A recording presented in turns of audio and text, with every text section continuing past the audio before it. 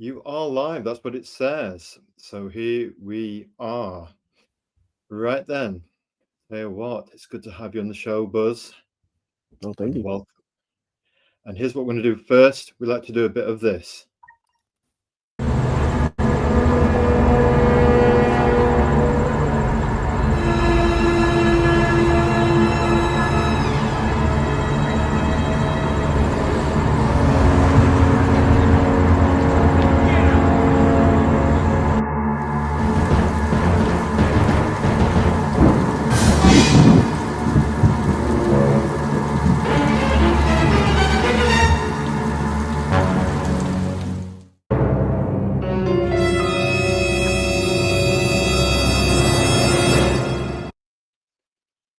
Okay, then let's add the presentation to the stage. Right then, the 5 pillars of storytelling live. Azrael speaking to Buzz Acevedo. And you know what we're about at the 5 pillars of storytelling. We're into our art, which leads into comics. Comics can be made into movies. Movies can even be made into games now, which are an even bigger audience revenue-wise. And you can also have, from movies, you can have merch, as Star Wars did so successfully in the late 70s. And toys are great. You get to play with your imagination, with the biggest budget in the universe, your own fertile mind, where you can have all the battles and the big budget movie effects that you want in the privacy of your own 7-year-old mind. Oh, to be back there. But we're living in the age of man-child, and one thing we do feature at the 5 pillars of storytelling on our X site is we have Toy Tuesday, and some of the photography people do with bokeh and depth cueing, and that is absolutely amazing. And there's now a vast adult audience for the latest action figures. So let's hear it for Immortal action figures. I still look at them and think of them as art. It's, what is it? It's Michelangelo for our age. Action figures. What can you say, huh? Right then, yes, it's August the 3rd, and we're at the earlier than usual time of 3 p.m. Greenwich Mean Time, so we could get our guests on. We like to flex a bit with our guests, help them out. We're looking to be chatting about Drawing Aces Comics Group Anthology. Please like, comment, and subscribe. If you haven't subscribed, it's just logging in, let you do an X, give us a follow there, or on YouTube, just log in and give us a subscribe. It doesn't cost anything. It's just like a follow. And everyone we call the power of one. They all add up like Lego bricks to build your audience.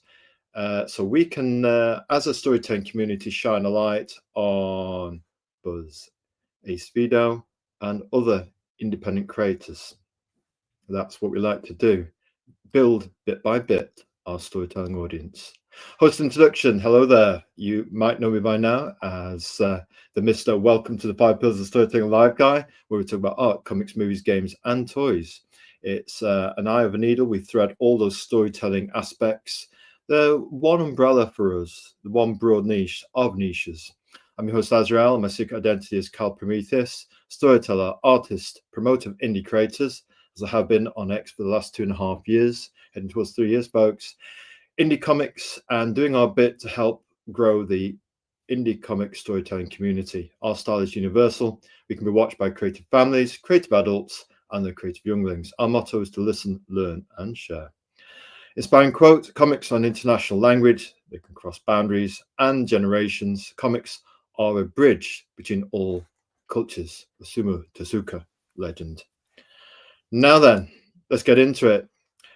He might be a little bit more as a Star Buzz, so we're going to say it for him. We like to be a little bit gentle with our words and give people a positive buzz about their work, pun intended there. Guest introduction is Buzz, and here's some pros for him. Buzz at Buzz Acevedo, comic book writer, creator of The Ace, Bloodline, and Raid of the White Leopard, intriguingly named. This short story anthology features stories from the characters in the Drawing Aces universe. Also introduces a new character named Xavier. The Drawing Aces Comics Group Anthology 1 launched July 31st on Kickstarter. Welcome to the show, Buzz. Oh, thank you so much. Love the intro. No, it's all right. You're welcome, sir. We like to say nice things. Sometimes people do a lot of hard work and they don't always get the grace of words, just gentle words, just to let them know they're doing the right thing by the audience and that they're on the right track. And yeah, hey peeps, and we also say we're going to put in here, welcome, Buzz. That's what I'm going to put in there. We're still practicing our touch typing on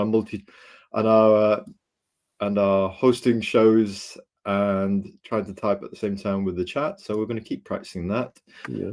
Right, gotta learn. So here, let's get straight into it with the big 5 questions, because what we do now can be watched and listened to by future audiences. People can be artists and listen to us in the background. It's a streaming show, and when it's reposted, people can watch it whenever they like. So any future audiences, you're going to watch it in your now. We're talking about it in our now. Time being relative and all that lot. So the big 5 questions. Let's get into it. Who is Buzz? What are his influences, e.g. comics, movies, and music? My name's Acevedo. I'm a lifelong comic book fan, I'd say. I discovered them right about 1990, 91. And, always dreamt about working in comics. My initial goal was to be a comic book artist. I dreamt of being in the Marvel bullpen. I used to hear all the stories about these cool, Marvel offices where all the writers and creators would get together and make these comics. So, obviously, I ended up with a different path as a writer. And I've been doing indie comics for the last, I'd say probably 6 years. I started with the Ace Volume 1, which launched on Indiegogo in 2020. And ever since then, I've put out 6 crowdfunded campaigns, books like The Raid of the White Leopard, Bloodbone, and now I'm dropping the Drawn Aces anthology. Cool. And if there was one rock band, got this from the Lady Death creator and publisher during the Darkness Wars years of the last several years, and a lot of people got into YouTube and giving out business advice for independent comics, of course, because it is commercial art, or art and the commercial. And one thing he did say, he imagined with his business plan that he had his favorite heavy metal band in his head when he was at a convention or something like that. Do you have a favorite band in your mind? If you could be that kind of visualization, which kind of band would you identify with when you go onto that convention floor, or when you relate with the indie comics community on social media? My favorite band's Stone Temple Pilots. I'm a huge Scott Weiland fan, rest in peace. So like one thing I always loved about them is their versatility. If you listen to each album is different. If you listen to like their songwriting ability, they can do anything from like the hardest songs in the world to the most melodic. So that kind of versatility, something like I said that I relate to. If you look at all my books, each one has a different kind of style, different setting. There's nothing the same. I like the versatility. And yeah, I think that's one thing I like about some of the music I'm into, is versatility is always appreciated.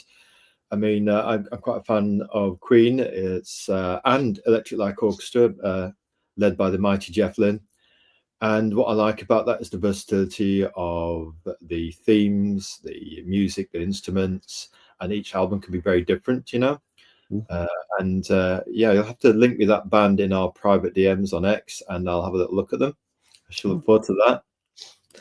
Right then, what does Buzz create? If Azrael was to swoop down on your convention table from across the Atlantic, what would be your elevator pitch for him if you're standing at your convention table? Tell us about Drawing Aces Group Anthology, please, sir.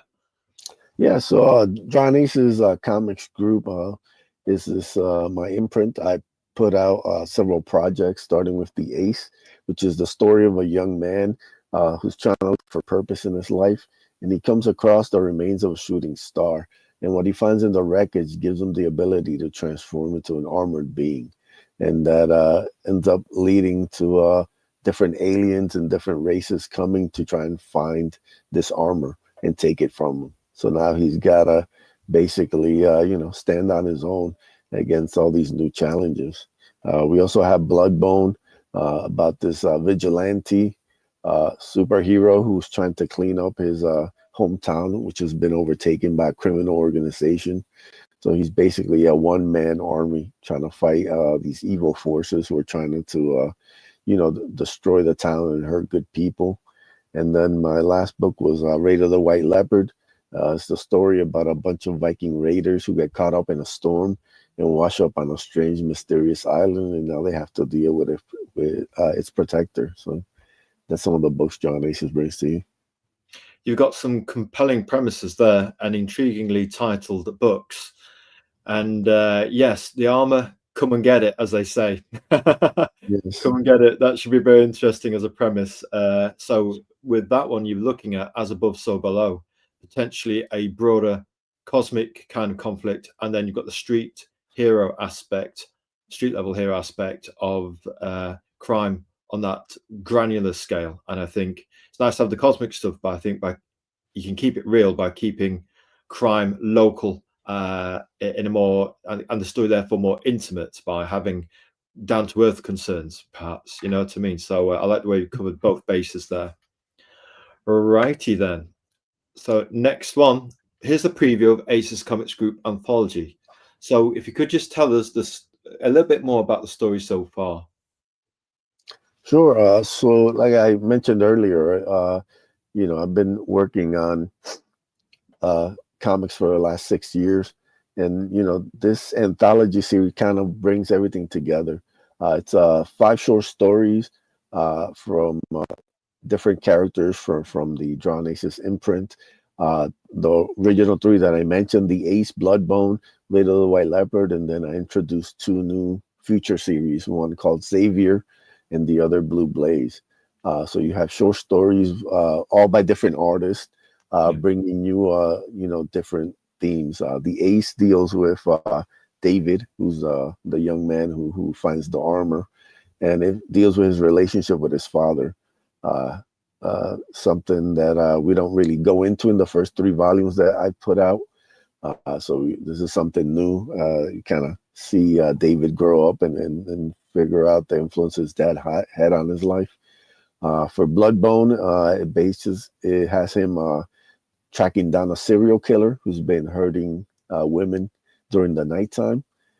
So you kind of see Bloodbone as the city's protector, dealing with different threats. And then Raid of the White Leopard tells the Viking, origin story, basically.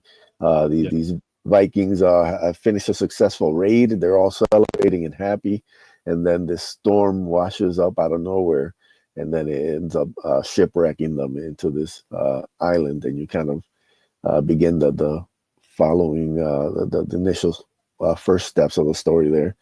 And then we have Xavier, who is a story about a hero who, after losing his fiance, he ends up leaving Earth and for several years. And when he returns back, he ends up saving a young woman from a gang of thugs. And he realizes that she's the exact doppelganger of his late fiance. And that leads him on a search for answers. And then the last one, Blue Blaze, is about a young woman who wakes up in a small church in a New England town with no memory. And thanks to a young man who discovers her, she starts looking for answers to piece, who she really is. So you've got this sense of intrigue and mystery, like the doppelganger idea, and the way that it's of discovering who they are, discovering themselves, and also for the lead characters to actually discover who they are as well. So there's a very sense of an organic mystery for the audience to investigate. Yeah, thank you. All these, a lot of these books I have this initial hook that kind of draws you in. I think it works well like a short story format. Kind of gives you just enough to kind of whet your appetite, and then you want to read more. Like I think the Raid of the White Leopard pages specifically, the way it ends on the cliffhanger is like a perfect hook. Everybody I've shown those pages to always tells me, "Oh, I want to see what happens next," because it kind of leads into that. It kind of just hooks you in just enough where you want to know more.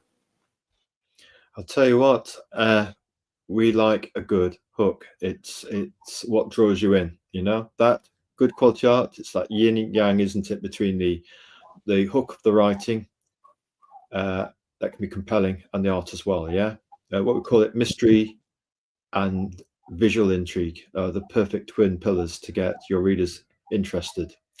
Now then, we're going to go through these interior pages from your Kickstarter sign up page, yeah? And we've got a preview of the Ace Comics Group anthology. Have we got to read it out in our movie voice, or do you think you can read it out yourself? I think you're better. My screen is a little small, so Okay, I'll do it. If it's a little small for you, then we'll go in with the movie voice. The Ace, David Diaz, is a young man looking for purpose in his life, who discovers the remains of a shooting star, which grants him the ability to transform into an armored being of immense power, like that. In this story, you see his childhood as he grows up idolizing his father, when tragedy strikes, changing his life forever. Emotional hook, love that.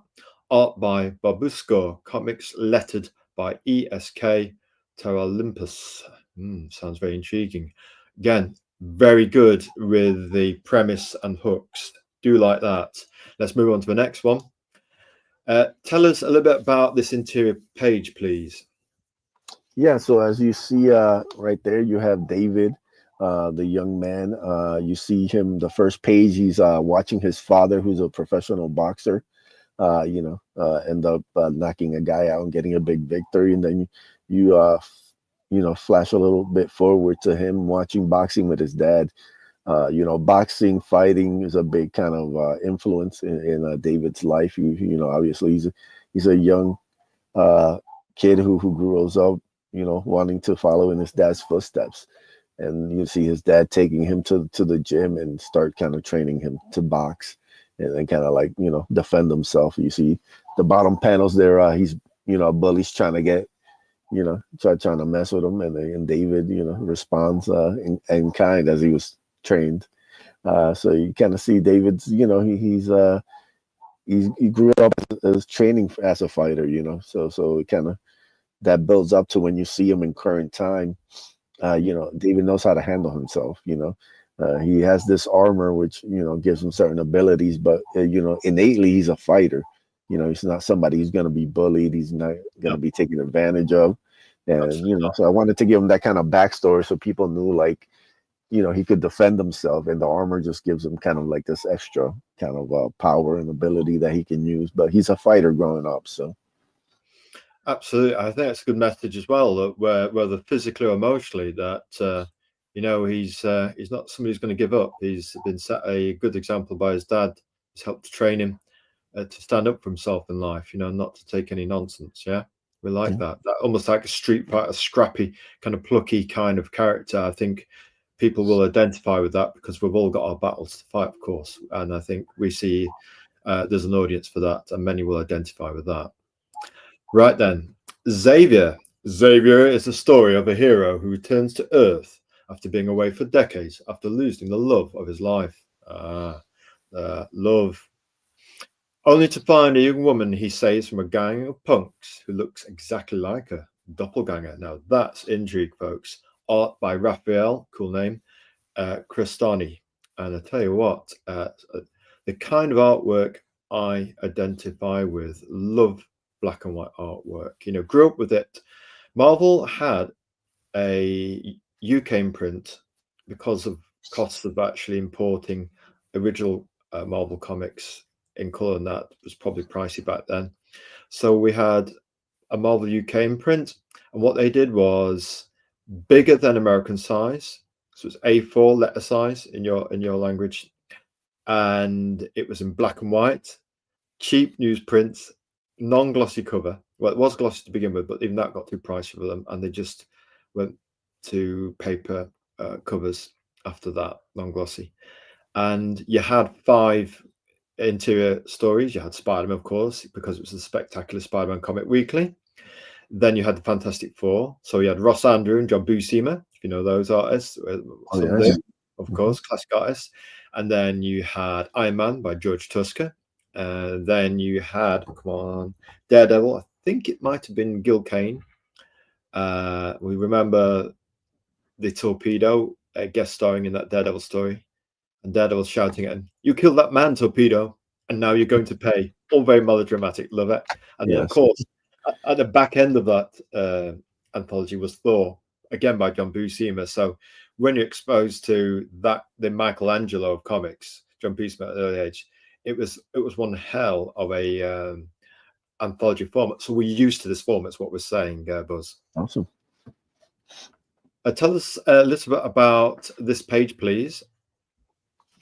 Yeah, so Savior opens up with this young woman here, Elizabeth, who ends up in the wrong kind of taking a wrong turn, into the city. Indeed. Yeah. So basically, the setup for this world is kind of like a bit of a darker Earth. There's a lot of stuff that's gone down over the last couple of years, especially with the world's most powerful hero being gone. So it gets kind of dangerous at night, and you see this young woman right here gets a little lost in the city, and then she ends up running into this gang, and they're not exactly looking to home safe, So she kind of ends up crying out for help, and Savior happens to be just flying by, and he ends up hearing her. Savior is basically closest thing I'd just call him as an analog to a Superman style hero. He's the world's first hero. He's the world's biggest, most powerful hero, their protector. And he just like I said, he just got back from mourning the loss of his fiance, and he ends up just by happenstance hearing this girl cry out for help. And obviously he's a hero, so he's gonna step in and handle things. And I like the idea of like everything's just kind of a normal day for him, and then he ends up stepping in, saving this girl, and he notices she looks exactly like his fiance, and that kind of triggers a search for him to kind of start looking for answers. And the first thing he does is reach out to his former teammates. He was part of a Justice League style group. Okay. So like I said, this kind of triggers him reaching out to them, asking for help to find out who this girl is and why she looks exactly like his former fiance, and that kind of begins the broader story. But yeah, we just kind of set up the initial 5 pages here of Xavier coming in and helping the young girl, and that kind of triggers the actual storyline later on. Find that one very intriguing, and to me, well, I don't want to compare it, but I'm a sucker for the Gwen Stacy vibe story. To me, after Gwen Stacy went, for me, Spider-Man went. I was never the same after that. I don't know why. Just the story just hit me in the gut that hard. It was a story that probably we didn't recover from. That said, we did like Ross Andrews' run on Spider-Man and reading it every week. 5 pages every week of Spider-Man, the very idea, right? But it's tricky to get hold of Marvel UK comics back then. The distribution was a little bit rubbish. And the same for the American editions in color. In fact, when we saw the American editions in color afterwards, it didn't seem quite right. We've been used to the noir comic movies and obviously big art, A4. So the American editions didn't seem tiny, but they seemed smaller. So yeah, we do like this one. And props to your artist here. I mean, just look at the boot work here, the laces, the wrinkles in the vest, and the musculature, the composition on the group. Shows threatening the lady, and the alleyway artwork, but to put the scene in context and that. I mean, it's very gritty elegance. Can we call it that? Yeah, I'd say it's a great way to describe it. Yeah, and in the UK we're used to grit elegance, because if you're aware of things like Judge Dredd and 2000 AD, of a strong tradition of black and white art. And obviously the Marvel UK stuff as well. When you actually see art blown up, it takes on a kind of, I wouldn't say crude elegance, but there's almost something beautiful about seeing the old masters blown up just that little bit bigger. Right, let's move on. And here, Bloodbone. Bloodbone is a man who's trying to clean up his city. which has been overrun by criminals by becoming a masked vigilante. In this story, he has to stop a cannibalistic killer who is preying on innocent women at night. Art by Maxi Darlow. Cool name. Ooh, that is, just look at that tonality. You know, you've got the shadow of the second panel framing the silhouette. It's classic comic book cinematic language, isn't it? And then the creature, the nemesis, emerging from the shadows. And tell you what, whoever's getting this anthology is in for a treat. Let's go to the next page and just tell us a little bit more about it, please, Buzz. Yeah, so this story right here, I put up Bloodbone as an ash can originally. Had art by Donald DeLay, and it shows Bloodbone interrupting this meeting from this criminal organization, and he ends up basically just tearing the whole meeting up and sending a message that, you know, he's here to kind of clean up his city. And I wanted to show Bloodbone kind of taking on that protector role. You know, it's very much, you see this shot here is very much kind of Batman inspired. You know, it's got, you know, there's this character, Daraka, who's this kind of cannibalistic serial killer. And you see Bloodbone right there on top of a rooftop, you know. You could almost swap in Batman right there, you know, as he swoops down and takes out a bad guy, you know. So you see Bloodbone in very much protector mode. You know, looking to you know, take care of the bad guys, and interacting with the public for the first time. As you know, he's right there telling this girl to kind of get out of here while he takes out the bad guy. So it's a 4-page story art by Maxi Dallow. And you see some of Bloodbone's, you know, the way he's very physical. Bloodbone's very street level, very powerful kind of hero, but he's going to be facing a lot of threats that aren't kind of typical. You know, like he'll be facing, obviously, you know, regular human criminals, but there's also going to be some enhanced kind of humans, and the Rock is one of them. He's not exactly kind of a normal kind of villain. You see how Bloodbone deals with that in this story. Yeah, brutality meets gets 5 with 5, we'd say. Yeah. And we just like the kinetic quality of the combat there, you know what I mean? And it's if you've got a brutal nemesis, then the chances are you're going to have to up your game and be quite brutal yourself to take that nemesis down. Again, it's looking like a bit of a treat. And it's that idea of, if you can tell a story in 4 pages, then you've got the mastery, you know what I mean, to engage your audience. And then for longer stories later, for like single issue stories, then you just have to multiply that storytelling beat a few times to get something a bit longer. But the idea of actually telling a story in short bits over several anthologies, to us, sounds very compelling. It really does. And we like your idea.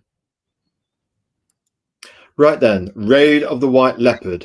Raid of the White Leopard is the story of a band of Vikings who get caught up in a massive storm and wind up on a mysterious island. Art by Avery Butterworth. Now, tell you what, some art props there on the Viking longboat, using some good reference there, like the cinematic quality of the panels. And a goblet. What are we drinking to, chaps? And what are we drinking? Maybe some ancient Viking mead. Hopefully we can still drive that boat and be within the legal limit. We're just teasing, folks. And we like the celebratory shadows and passion in the bottom panels as well. I mean, already it's got you hooked in that movie kind of way. So if we go to the next panel, tell us, the next page rather, can you tell us a bit more about this, please, Buzz? Yeah, so like I said, this story right here is about this band of Viking raiders. They just had a successful raid, so they're obviously very excited. They're happy. They're celebrating. They're on their way home on a quiet night, and then all of a sudden, you know, it goes from quiet to just like the ocean says, you know, not so fast. And this massive storm just breaks up out of nowhere, and it ends up taking out their ship and leaving about a dozen or so of them remaining. They wash up on, you know, on the island, and they kind of they all get their bearings, and they start making their way, looking to see where they are, and then the last page kind of gives them an answer, and it's something that you wouldn't expect. So this is very much, kind of wanted to do something with Vikings. I'm a big Viking guy. One of my favorite movies of all time is 13th Warrior. Uh, and yeah, so we kind of wanted to give you like this normal setup of these Vikings. They have this crash. They wake up on an island, and then you kind of go, wait a minute. And the last panel, you kind of go, that wasn't what I was expecting. And then you kind of the story continues from there. So I think honestly, of everything I've written, this is the thing that's kind of even like non-comic book fans have gotten hooked on. They all think the setup and the art, it's absolutely beautiful. Avery, just the panels he delivers, he brings such life to this story. It is quite fantastic. So yeah, I think it's a really interesting hook. It's something every time you see that last panel of the story, you go, all right, I need to know more. So exactly, it's about that moment of intrigue, that slight intrigue cliffhanger. And clearly, Vikings are a historical passion for you. Was it inspired by, we think, of course, the historical suggestion that the Vikings did make it as far as the American coast, and that was, they had a little community that they set up, and are alleged examples of artifacts of the Vikings make it to America. Was there any of that in your mind? Have you heard of those historical stories? yeah, watching some documentaries and stuff as I was like, coming up with this, just to try to get like kind of a realistic feel to it, because these are regular Vikings. So like, this isn't like something where like, oh, people, because obviously, Bloodbone is like he's a superhero, even though he's like more of an enhanced human being, and the Ace deals with aliens in this armor, but these are just regular Vikings. These are, you kind of deal with Auric right there, who's the leader, the one on the bottom panel, and then his crew. So the idea of, I wanted to make that feel as real as possible. And while, then you kind of go to the island again, just normal island, and then, get the hook at the end. But what you've got through these three panels here, you've got the authentic feel of it. They would have faced big waves, large waves, and we like the way the wave encircles the longboat in the composition. I mean, your artist is pulling up some trees here, and how even the motion of the boat in the second panel is subtle, but it's just slightly lurched up, and then obviously the leader of the pack at the bottom, we've got that cinematic lighting, you know what I mean, and you can tell there's an ambience. How you suggest movement is here. You've got the ocean, you've got the tilt of the boat, and obviously you've got the ambient aspects of the weather as well. So there's lots of subtle things to suggest movement, and your artist has certainly got the storytelling chops to suggest that ambience and cinematic storytelling. Well done to him. Right then, we've got Blue Blaze next. I mean, crikey, anybody who's backing this is going to get an anthology jam-packed with storytelling treats. I mean, if you don't like one, you might like two of the other stories. If you're lucky, you might get to like all of the handful of stories. So here, Blue Blaze. A beautiful young woman wakes up in a small town church with no memory of who she is. Oh, intrigue. And with help from people in the town, she begins to find surprising answers to her true identity. Co-writer, co-plotter, and artist, Joe Ball. Right then. Yes, it's curious. Wait a minute, what we got here in the chat is the one and only John Long, who's the record holder as a creative leader. And that's what we call you, Buzz. We do follow one with an X, and we have done for some time there. But we've long since established that our followers aren't followers. You can't call people who write art and they're going out and publishing their passion with courage and doing that with conviction followers. They're leaders. So we call you guys creative leaders. And if you're on our show, we call you the resident expert because you're out there doing it, you're practicing it. So John Long saying, loving the artwork. John Long, that's brilliant that you're saying that. I'm going to put in the comment. Appreciate the love. It's good to have you, John Long. Appreciate the love. And I'll tell you what, he's doing his own. We always, if somebody's a creative leader themselves in the chat, we always give them a shout out, shine a little bit of gentle word and a spotlight for them. John Long is doing his own book called Heavyweight. And let's do the synopsis for that. A dark political conspiracy about gold-blooded boxers with nose-crunching action. I mean, it's we've got back to paper comics, and John was very kind to throw in the T-shirt. We wore it on the show to advertise the book a few times. And I have to say, we had a great night that night when he and his family, an absolute army of his wife was in the chat. His wife who does the look, he's got somebody shoulder to shoulder to work alongside him like that. That's You know, right. authentic and the real deal. And she does the accounting for him. And she helps him with the editing.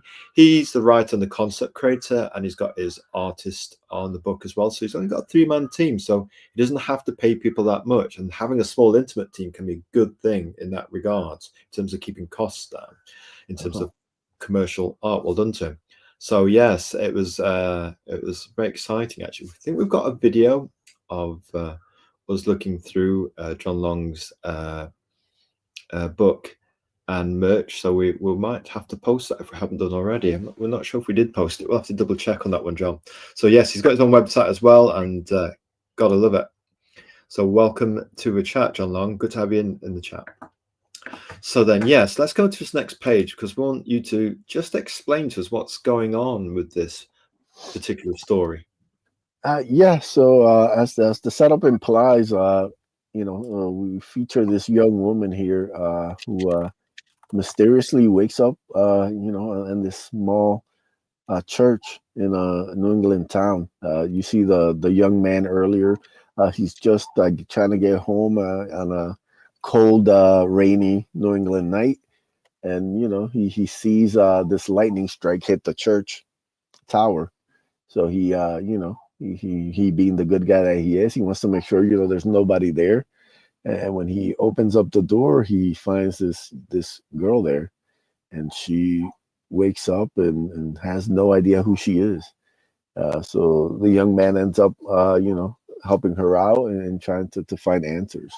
And we start get kind of this premise about this girl. There's something that's a little different about her. She's not just a normal girl. And we kind of start laying out the story, of discovery, and we start kind of giving you answers and some of her background and everything. And this is me and Joe, the artist, are very big fans of Michael Turner.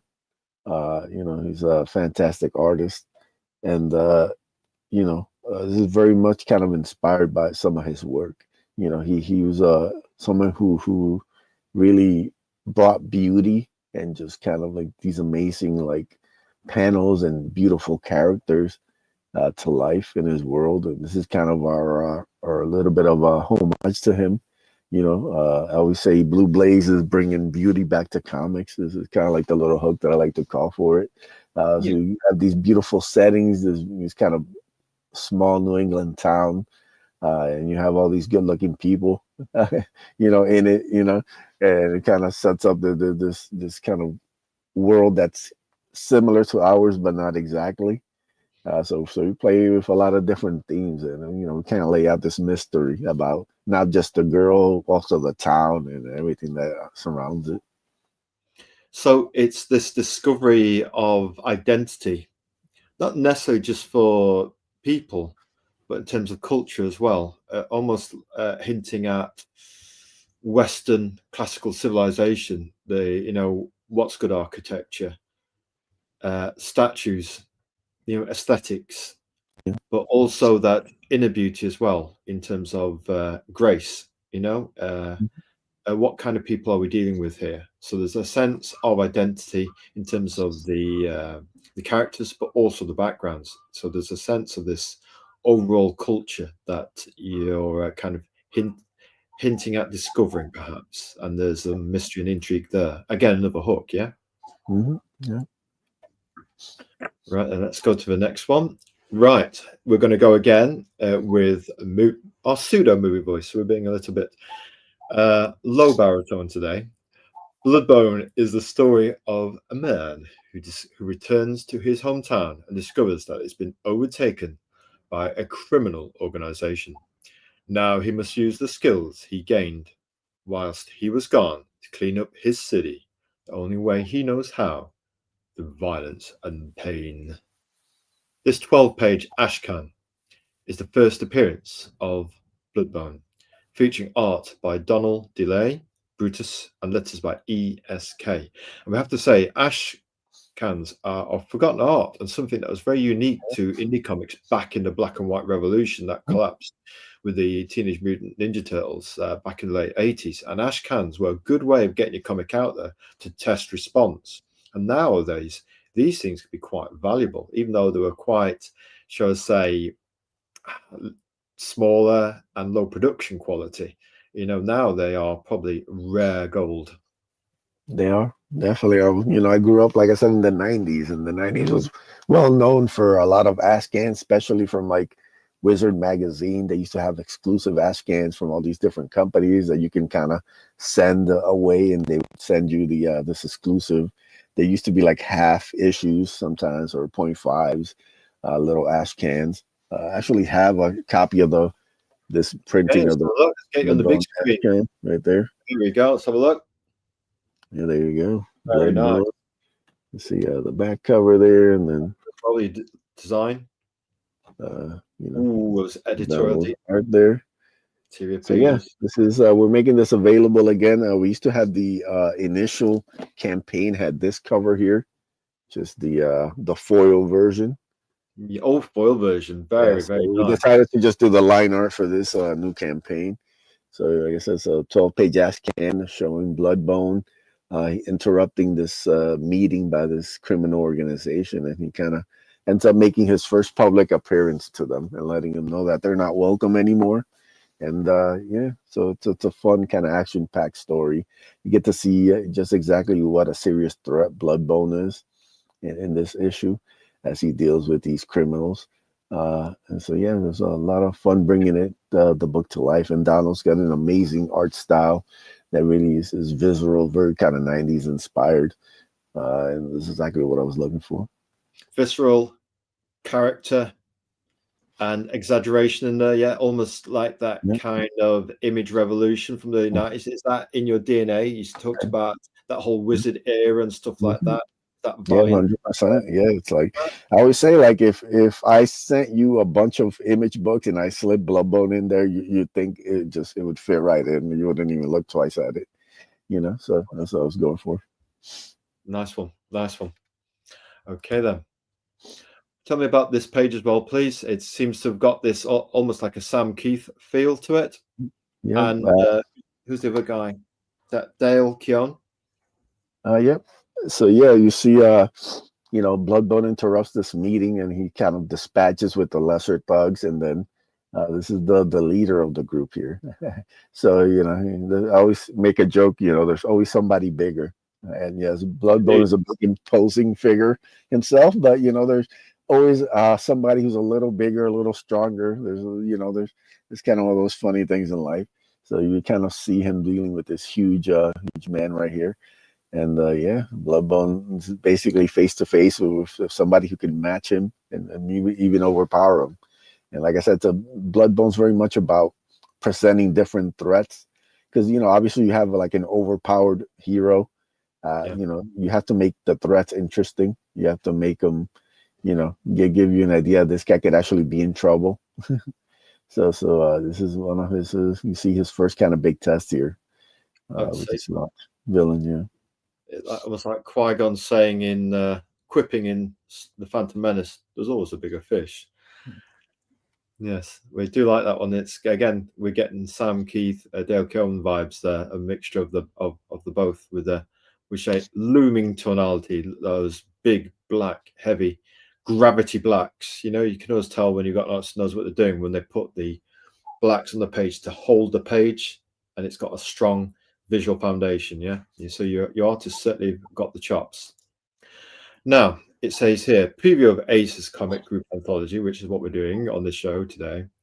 The Drawing Aces Comics Group anthology art is complete on 28 of the 32 pages, more than one of the big two books. You're getting almost a third more by the looks of things. Letters are complete on 27 of the 32 pages. So we're well into getting the project finished up and getting the print file setup done as well. Please share the campaign. Well, that's what we're trying to do our best to do today, and we'll do it on X as well. Please share the campaign to help us spread the word. So what we do at the 5 Pillars of Storytelling on X, some say the bottom of the fuselage, but we think it's been pretty good to comic creators overall. If we've looked at 1,000 books, there's been another 1,000, even our Saronic eye hasn't been able to view, and that's where people like K-pop funky, kind of K-pop junkie, she is the killer queen of Indie Comics promo. She gets all the other books we've never heard of and creators we've never heard of. And we run 3 promos, folks, on Sunday, in-house advertising here. We do 3 Indie Comics promos, one on Sunday, which we're going to put out later today, usually after 4 o'clock we do. Also Wednesday, also Friday.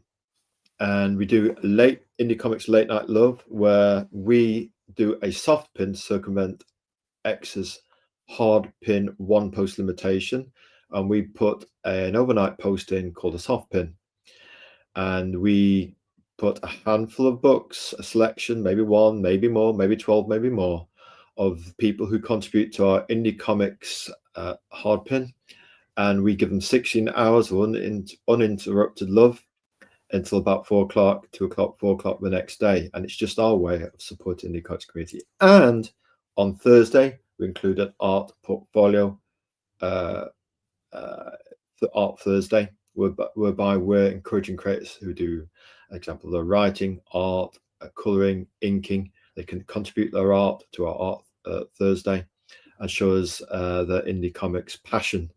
And so those are several different ways that we're supporting the indie comics community, as well as seeking growth through communities outside of indie comics, whether it's the crypto industry, whether it's people who bake their own coffee cakes, whether it's people into all sorts of different things, cars.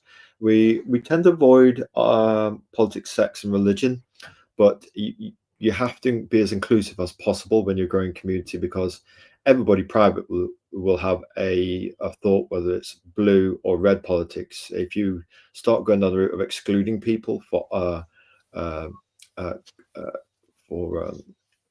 politics, sex, and religion, you'll end up with no people left if you're too exacting with your criteria. So we would say that Azrael and the 5 Pillars of Storytelling is quite a broad church, and what people do privately is none of our business. So that turned into a bit of an extended that, but basically we run promos almost every day of the week. And if you want, awesome. We aren't that many communities, but we'd like to shout out for Star Million, Mega Olympian of Indie Comics promo, started that his positive indie comic promo journey at the same time as us. There's Tonpa, Comics for Everyone, excellent. He's got about 22,000 followers. He's been at this quite a while. There's the Green Man, I think it is. He's also doing his own indie comics promo. He also has a newsletter, which we need to get onto. We need to do a website, a newsletter, and something else. We need to maybe get on Discord. And what's the other one? There's all sorts of other things. We're gradually getting out to Facebook and Instagram, but it's early days yet. And the Blue, what's that one? That Blue something? The new version of Twitter, Blues. What's it called? Blue Sky. Blue Sky, that's it, Blue Skies. But we set up the account and we've made one post about proming. It's getting all set up, Buzz. So you know when you make one post, you make all the posts at the same time. So you kind of get, because there's some people just don't like X for whatever reason. They don't like Elon Musk. But word to the wise, you do realize that Facebook and all the ones are owned by rich billionaires who wouldn't wait behind you in a queue for a train. Just saying. So anyway, let's move swiftly on. So, will I like Ace Comics Group anthology? Who's it for, Buzz? I believe it's for anybody who likes mystery, or anybody who grew up, loving line art for comics, kind of that throwback kind of style. If you like discovering new characters, new adventures, you want something that's little bit of the old and the new. So I think it's pretty broad. You can send it to somebody who likes sci-fi. You can send it to somebody who likes street level, somebody who likes just a little mystery, and I think they'll find something for them that they'll like in this anthology. Almost romantic mysteries. There's like a subtle undertone in terms of that discovery of identity, Yeah, very because much. in love and romance, it's all about that discovery of identity. And where that goes, well, buy this or back this independent comic book anthology, and maybe you'll find out. If not now, then in the next issue. Yes, yes. So yeah, if you like black and white anthologies and you like mystery, I think there's a broad audience for this one. Because if you don't like one story, you've still got a choice of a handful of other stories that may appeal to your taste buds. Now, we haven't got a trailer, but we'll move on to the next question here of the big five questions. Why do you love indie comics, Buzz? And when did your journey with indie comics begin? I think you alluded to it earlier. Yeah, I discovered it probably around 2017. Obviously, growing up in the 90s, I was exposed to all these different companies. Independent companies were running really hot, especially like in the mid 90s. So, I got the first taste there. But, after, comics kind of went down in the 2000s, I was really looking just for something different. I was kind of washed out of the mainstream. And I discovered this little indie space of all these people who were kind of crowdfunding their own books. They were doing a lot of DIY, and they were basically, created this sphere, especially on Twitter, where I ended up meeting all these different artists and stuff, and people that were really talented, and they're friendly and they were nice, and we all started striking up friendships and communicating. And this artist, Ibai Canales, me and him became friends, and I ended up coming with the original idea for the Ace, and I ended up working on the script for like several months. And when I got it down, I pitched it to him, and he dug it, and we just kind of started working there, crowdfunded it through Indiegogo, and made it a success. And ever since then, I got hooked. I just wanted to tell more stories, and work with different artists, and create. And I just love, like I said, it's something where as long as you're willing to put in the work, and you're willing to kind of put some of your own money where your mouth is, basically, you can create these awesome projects. And this is my seventh crowdfunding uh you know campaign. I have 3 issues of the Ace, volume ones, two, and three, which have been put out through Indiegogo. I have an issue of Raider the White Leopard, and 2 issues of Bloodbone, two Ashcans that were on Fund My Comic. And seeing all these books, like I said, anytime I can just turn around and grab the Bloodbone Ashcan, which is right next to me, and then thumb through it and be like, I created that. People have that in their hands. I've shipped books through the entire world. I have books in Japan, Ireland, Israel, places that I'll probably never come close to visiting. My books are there, and people have dug them. So yeah, this is why I keep creating. I keep, in like an hour, I'll be at work all day, paying for the ability to make these books. So these days aren't easy. Like I work a regular 9 to 5, and I gotta hook up with guys like Kyle here who were kind enough to work their schedule around me, and so I can stream for like an hour and promote my stuff while I get work all day. And then tonight I'll be streaming with Sim on his channel at 10. So the grind doesn't stop. Like as long as you're willing to work, you put your money where your mouth is, and you reach out to and see, if people dig the idea or not. And I've been very fortunate. All my campaigns have funded. I have 6 different books to show of the work. Right now they're in boxes, mostly storage. I have a small apartment, so I can't have them all out. But so yeah, it's just fun, man. This is the 13-year-old in me. If he saw like future me, he'd be super happy that I was actually made my dream come true. Not as an artist as I initially wanted, but as a writer and a creator. It's still pretty awesome when you get to hold your book in your hand and you get to share it with people. So I keep doing it. Manifesting your inner teenager. I tell you what, that's got to be the best answer yet we've ever had for that question. And putting your passion and your money where your mouth is. And now you're a seasoned crowdfunder. You've got your books in your hands. You think, I made this, I manifested it, I put it out to the universe. Yeah. And that segues nicely into our next question. Because talking about our inner child, what advice would you give to aspiring creators, Buzz? Uh, I'll tell them to, especially when you're launching your first book, take your time with it. Like I said, I worked on the script and everything leading up to Ace for months, 6 months plus before I started even bringing it to people. I worked with an editor who kind of helped get the script together, and kind of helped shape the ideas. Kind of lay out the comic book script format for me, which I wasn't really that familiar to. And then, just working, finding the right artist is super important. Somebody who can bring your book to life. Sometimes, you don't just have to go for somebody who's the most well known, but somebody that fits your book. And like I said, me and Abai have done 3 issues of the Ace, and I think we work extremely well together, and each issue has gotten better and better. So, do your homework before, set a budget, set how much you're willing to spend, because, it can get up there. You also don't want to, especially for your first book, you don't want to get too crazy and just, you have to have a certain budget, have a game plan, make sure the script is really good, and work with an artist that can bring it to life. And then, just be prepared for long days, long nights, and also work on your pitch.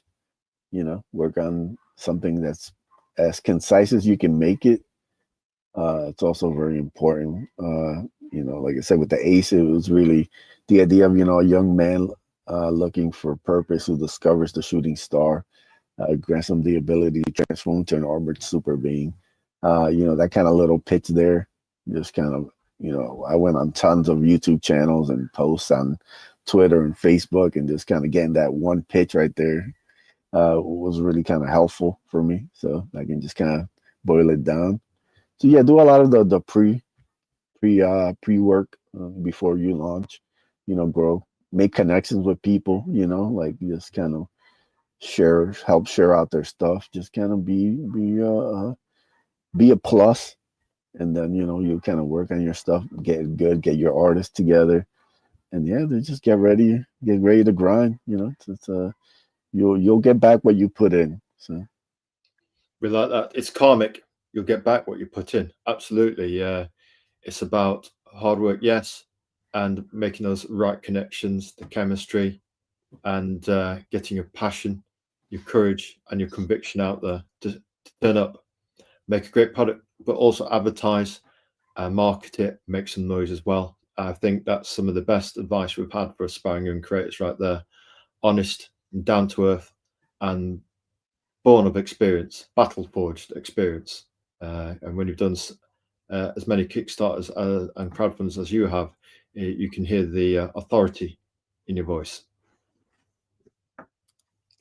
What superhero would you be, Buzz? oh wow, my favorite hero is Hal Jordan, Green Lantern.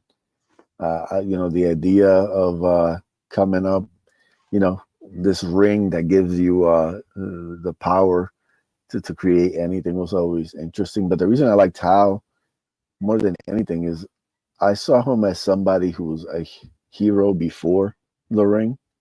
Yeah. In many ways, he's actually, the best version of what a hero could be. I always see Hal as a guy who, whether he has a ring or not, he's the kind of guy who would jump into a burning building to help get people out, because it's the way he's wired.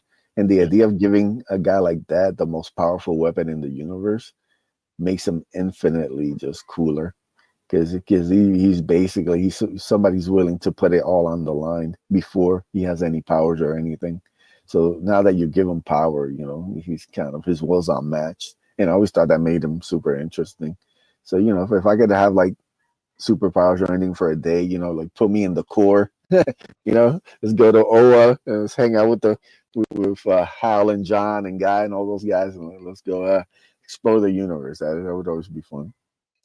I'll tell you what, you're on a hat trick, you're on a roll now, because that's probably one of the best answers we've had as well for the what super would you be? Because our joint favourite superheroes for Team Blue are Wonder Woman, of course, but also Hal, Green Lantern. We love Hal, and we like the idea of hanging around with the boys of Noah, Yeah, and you know what I mean. But it's inherent hero qualities that he has. You know, even without the ring, he'd still be hero yeah, material.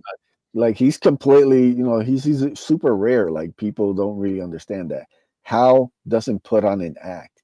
You see Peter Parker, he goes from being this kind of shy, nerdy guy to just kind of being this loudmouth as Spider-Man.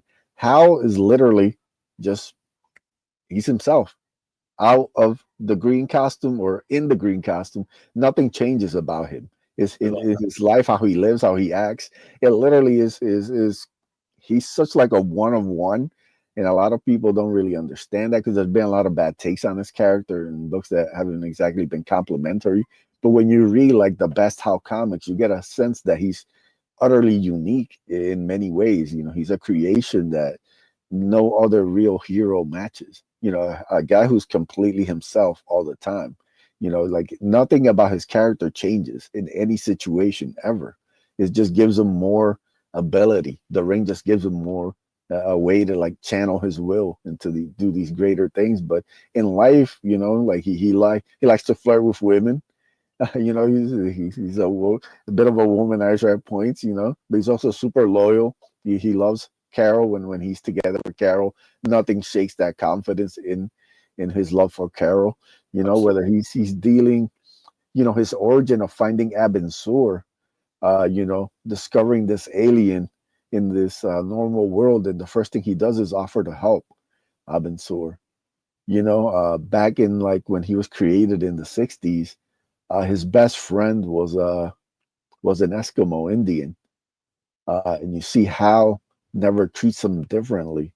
He answers to a female boss against in the '60s, something completely unique. Hal That's you. always treated her with his respect. He literally never changes. He's so unique, and I don't think people really understand that. But if you're looking for a unique hero, I think Hal's your guy.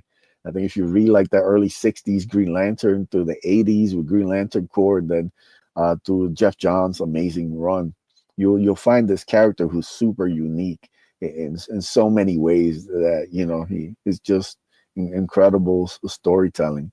We've got the Matt Broom, Gil Kane hardcovers for the early issues of Green Lantern, of Yeah. course.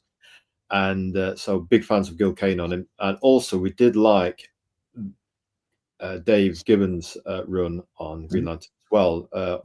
Underappreciated and not as long as we'd have liked it to have been. And again, distribution for DC in the early 80s was absolutely shockingly poor. You just had to get the USA books when they turned up. They just rock up every 3 or 4 months, and you had to catch them. They were like lightning in a bottle. But yeah, you're right in what you're saying there with Hal. He's got a rare willpower. The idea of using a willpower, being authentic in order to use the willpower to be selected in the first place, and he's authentically himself. You know what I mean? And he comes with flaws, but the ring chose him for a reason. And so yes, there's a reason why he's our joint favorite DC character. And you outlined all the reasons very eloquently, Buzz. That's one we I've enjoyed the response to that one. Great stuff. Yeah. Right then, we've got some bonus questions. Don't worry, not too long on this one. Right then, what are your future plans for Ace Comics Group Anthology, Buzz? Yeah, I would love to put out several of these. The idea of short stories are really intriguing to me. I did a couple for the first couple Ace volumes. I did these kind of origin stories that were like 4 to 6 pages, and I think the ability to kind of force yourself to just kind of have limited pages where you can tell a story has really brought out some of my best writing. Like I think I have an Akula origin in the Ace Volume 2, which I think is my favorite thing I've ever written. It's just like 4 pages, but I think it just gets the character perfectly in those 4 pages. So yeah, and I also have obviously I'm a writer, I'm a creator. I have a lot of different ideas and different things that I would love to bring to this anthology and putting giving you different characters, different world, but also I can bring in like an Akula short story. Akula's this talking kind of alien space shark that I introduced in the Ace, and he's become like a favorite of people. They're always asking me to do stories with him. So, the next anthology, I could have like an Akula story. I could, also introduce a new world, new characters, new different situations. So, like I said, I would love to kind of make this, do one every like 2 years or so, where I can just deliver a bunch of 5 or 6 stories, different characters, different artists, and then give you these cool little collectibles and have a whole bunch of volumes from the anthology series in the next couple of years. So you can have keystone characters and stories, but also experiment and add 1 or 2 more new artists and writers and creators and characters to the mix, so it doesn't become stale. You can actually keep the roundabout going, the anthology roundabout going in a very intriguing way. Yeah, we like that. That's a good response. We do like that. There's more to come, is what we were saying there, I think. Now, got to ask it, got to do it, man. What's your favorite pizza? I love a combination. So, the idea of like meat with like veggies, I think it brings out the best kind of pizza, especially over here. I'm in Massachusetts, so that's kind of like some of the first pizza I discovered. They love the combos. So a vegetarian pizza, we could certainly go for that. Do you know what I mean? Where right now we're just getting hungry enough to have a crack at almost any pizza, but we think that's a fair answer. Yes, nothing like a good pizza to can't go wrong. So long as you get a nice warm slice, you're good. One slice. It might take more than one slice for us at the moment. We're getting quite hungry. Depends how hungry it is. I might get a couple, but yeah, definitely. A couple of slices, yeah. So where can we find out more info from Buzz and his anthology? Where do we go? Yeah. So the number one place you can follow me for any sort of update on the anthology or future projects or anything that I'm working on is on my Twitter. So you can go give me a follow, as it shows on the screen there. That's the number one place you'll see me showcasing off different art, different things. I have an Etsy store where I make some of the books available. So if you want to get some of the backlog, you can just follow me on Twitter. It's right on my little info page. You can just click that and hit the Etsy link, and you can grab some copies of some stuff I'm offering on the Etsy store. And yeah, you'll see the link for my for the Kickstarter there also. So it's basically the one-stop shop. I'm also on Facebook. I do have a YouTube channel, but I haven't really been streaming. But like I said, the consistent spot is always on Twitter. I'm always there posting several times a day, not just sharing out my work, sharing out other cool creators' work. This is a good place. Like I said, I've been in that discovering Twitter since like 2017. I've grown there. I got like 4,000 followers. And I've met tons of pretty much every artist I've ever worked with. I've met through Twitter. All the my cool hardline buddies are all through Twitter. So it's a great space to be in. So go there and give me a follow. I think if you're not on Twitter or X, what they want to call it now, you're missing out. I mean, to me, there's no reason not to be on it, really. I mean, what one billionaire thinks or says or doesn't do is of little consequence to us little guys at the bottom of the ladder. You know what I mean? It's they monetize you, and in return, we get to use it for great exposure. That's basically the commercial deal, folks, or the deal with the devil, if you want to call it that. Yeah. And basically, there's some great places for you to get to keep in contact with Buzz and his anthology. And we recommend you go and check him out and have a little look at that. And also, Buzz, if you want to do a mutual follow or sub on your YouTube channel, send it to us in our DMs. We'll subscribe to it. And if you can subscribe to ours, that's next to one. They all count. They all add up in the end. Yes. Yeah. Now then, you could do that, and that'd be cool to do because everyone counts. Here's this point where we like to say just a couple of things. Well, first of all, we'd like to give a shout out to Yuki, a Japanese lady that we met at our local Cosmopolitan Food Market, and her husband, Tom. They've been married 25 years, which goes to show you can meets me special in life that will go shoulder to shoulder to you in the battle of life. They met in London and they were at art school together, and they've wanted to move away from London to live somewhere local. And I bumped into them where what was I buying? I was buying a Kenyan pasty with beef stew on the inside. Very nice, with some great crusty pastry on the outside. And as I stood there eating that and chatting with the lady next door on the cake store about her daughter, who's a pastry chef, and we met Tom and Yuki and struck up a conversation because they seemed so happy together. I thought I'd ask them what their secret ingredient was. And it looks like they're in their own, they're not too far away from us actually in the scheme of things, but we thought we'd give them a shout out. And the lady in the cake store sold us this very nice compressed orange cake, which was gluten free, compressed and had plants and stuff like that on it. It was very exotic. £8 for the both. We were very happy, and we'd have certainly had more of that cake in particular. Now, back to Buzz. Drawing Aces Comics Group Anthology. We understand it because we used to read weekly Marvel UK comics, which were Spider-Man leading the front of an all black and white anthology with Fantastic Four, Iron Man, Daredevil, and Thor. We get it. Anthologies, we think there could be more of in the indie comics community to give more light to creators, more room to experiment, and spotlight the talent that's out there. We'd like to say to Buzz, thank you very much for being our special guest on this early time on Sunday. We wish you well and Godspeed with your working day afterwards. I know you've got to get off and do that, Buzz. Yeah. Please like, comment, and subscribe. Just log into YouTube and give us a follow. That's all it is, as it is on X. And the more we do that, we call it the power of one. Every brick in the wall counts as we build our storytelling communities and our audiences out. A rising tide lifts all boats. We can help one another in that regard. So we'd like to thank you again, Buzz, for being guest on our show, and finally to meet you after you've been a creative leader or follower of ours for probably over a year now or so. You know, to me, we've known each other for quite a while, but never met. So yeah, great to finally meet you, and to actually you talk us through what you're actually trying to do with your Drawing Aces Comics Group anthology and all the fine black and white artists that you're highlighting.